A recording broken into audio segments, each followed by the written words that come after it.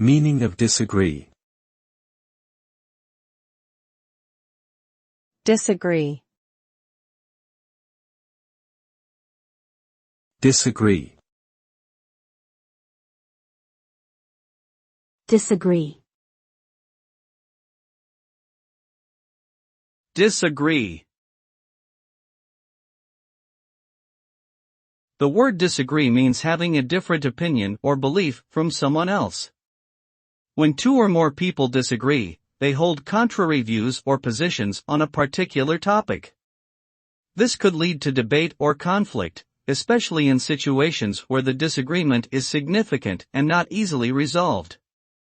Disagreements can arise in various settings, such as personal relationships, politics, business, or academia.